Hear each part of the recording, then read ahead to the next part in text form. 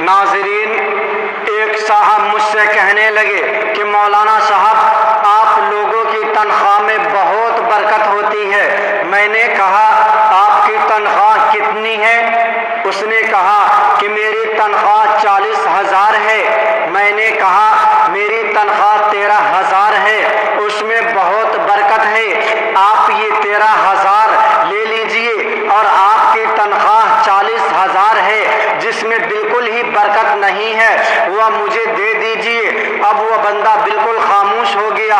मैंने कहा, आप लोग जो बरकत का रट लगाते हैं उसमें कोई बरकत नहीं है। आप लोगों ने तो मौलवी को ज़कात लेने पर मजबूर कर दिया है।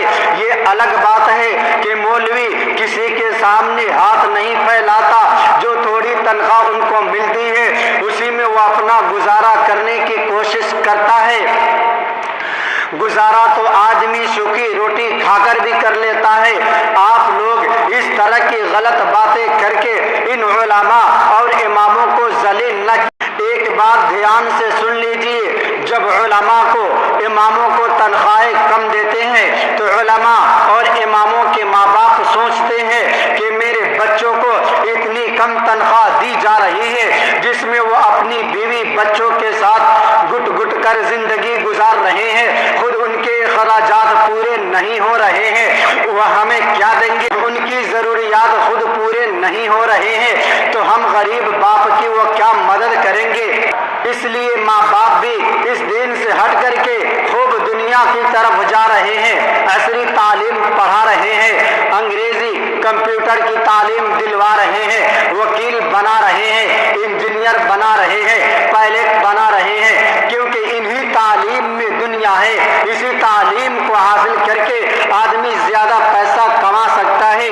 अब हजरत मौलाना सलमान साहब और तबलीगी हजरात जितनी भी तकरीर कर ले, अपने बच्चों को हाफिज बनाओ, कारी बनाओ, आलिम बनाओ, आवाम उनकी तकरीर सुनकर उस पर अमल कर ही नहीं सकता, क्योंकि लोग जानते हैं कि अगर मैंने अपने बच्चों को हाफिज बना दिया, कारी बना दिया, आलिम बना दिया तो उनको इतनी कम तनख्वाह दी जाती है कि जिसमें उनकी बीवी बच्चों के अखराजात पूरे नहीं हो पाते।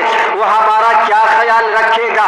मैंने तो बच्चा इसलिए पैदा किया था कि वह बुढ़ापे में मेरा सहारा बनेगा, मेरी देखभाल करेगा, लेकिन उनको तो इतनी कम तनख्वाह दी जाती है कि उनके घर के खराजात ही पूरे नहीं हो पाते होंगे। अब बतलाइए कि उन लोगों को असली तालीम की तरफ ले जाने के जिम्मेदार, दुनियावी तालीम की तरफ ले जाने के जिम्मेदार कौन हुए? वही लोग हुए जो मस्जिद के जिम्मेदार, वही लोग हुए जो मदरसा के जिम्मेदार है। हमारी इन कोताहियों की वजह से हमारे बच्चे इल्म दीन से महरूम हो रहे हैं। अगर आप उलमा की तनख्वाह नहीं बढ़ाते हैं, अगर आप इमामों की तनख्वाह नहीं बढ़ाते हैं तो फिर वह दिन दूर नहीं जिसमें आपको इमाम मिलना मुश्किल हो जाएगा। इसलिए आज ज़रूरत इस बात की है कि हम उलमा की तनख्वाह बढ़ाएं, इमामों की तनख्वाह बढ़ाएं, ताकि लोगों का रुझान दीनी तालीम की तरफ बढ़े और अपने बच्चों को दीनी तालीम पढ़ाए और माँ बाप ये सोचे कि कितना अच्छा हमारे बच्चों का दीन भी बन रहा है और दुनिया भी बन रहा है।